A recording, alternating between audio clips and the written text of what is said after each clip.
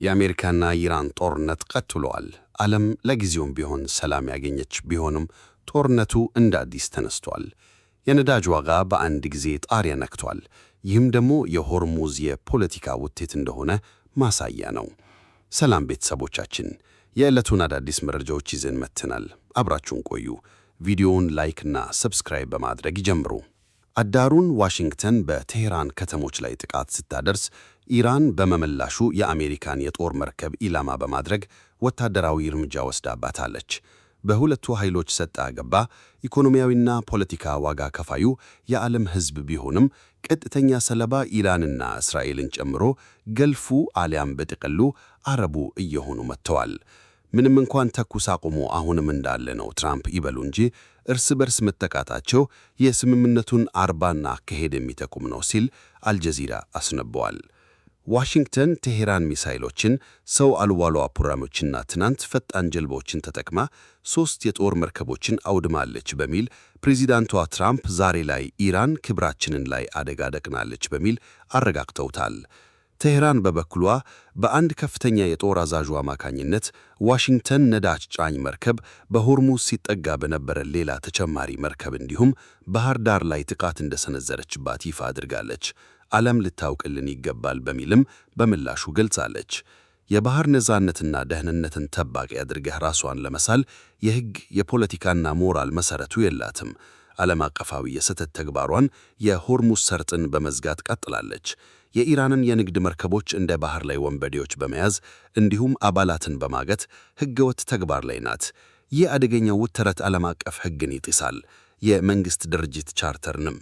የኢራኑ የውጭ ጉዳይ ሚኒስትር ሰይድ አባስ የአሜሪካ ዕቅድ ጦርነቱን ሊቋጭ ይችላል የሚል ተስፋ ሰል መልእክት ከሰደደ በኋላ ነው እንዲህ አይነቱ የተኩስ ልውውጥ ሆርሙዝ ላይ የበረታ የመጣው።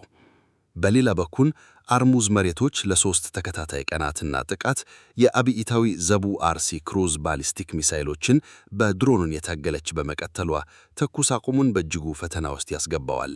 እስከ ቴሄራን ዘልቆ የገባ ጥቃት አዳሩን እንደነበር ከኢራን በኩል የሚወጡ መረጃዎች ሳይቀሩ በመጠቆም ላይ ናቸው። የአሜሪካ አየር ጥቃት በባንደር ሐሜር ሲዲክና ቀሽም ደሴቶች ማነጣጠሩን የሀገር ጦር ማሳወቁ የሁኔታዎችን መለዋወጥ የሚያረጋግጥም ያደርገዋል። ይህን ተከትሎ ምላሽ ሰጥቻለሁ ያለው የቴሄራን ጦር አሜሪካ ተኩስ አቁሙን ጥሷለች በሚልም ይወቅሳል። በእርግጥ አሜሪካም እንዲህ አይነቱ ክስ አጠናክረዋለች። በአጭሩ ማን ነው ቀድሞ ተኳሽ የሚለው አስቸጋሪ በመሆኑ የሚያስማማው እርስ በርስ መተካኳስ ቀጥለዋል። ወታደራዊ ተንታኞች ከዚህ አንጻር ጉዳዩን እየቃኙት ነው። 21 ሀገራትን የሚያካትለው እና 2 አህጉራትን የሚያይዘው የአሜሪካ ማዕከላዊ ሴንትኮምም በሆርሙዝ ሰርጥ ላይ የአሜሪካ ባህር ኃይል ኢላማ ጠብቆ አውዳሚ ስርዓት በማለፍ ላይ ሳለም በርካታ ሚሳይሎች፣ አነስተኛ የጦር ጀልባዎችና ሌላ አድርገውታል በሚል ይከሳል። ትራምፕ ቢሆን በፍጥነት ወደ ድርድርና ስምምነት ኢራን ካልመጣች ከዚህ ቀደመው በበለጠ በከፋ መጠን እንዘምትባታለን ሲሉ ኢራን ላይ በትሩት ሶሻል መልእክታቸው ተናግረዋል። ተኩስ አቁም ከሌለ በኢራን በኩል ከባድ ነገር ሲመጣ ትመለከታላችሁ። በፍጥነት ስምምነታቸውን ቢፈርሙ ይሻላል። ንግድሩ በመልካም እየቀጠለ ነው። ግን መረዳት ያለባቸው የማይስማሙ ከሆነ እጅግ የበዛ ሰቆቃ ይገጥማቸዋል።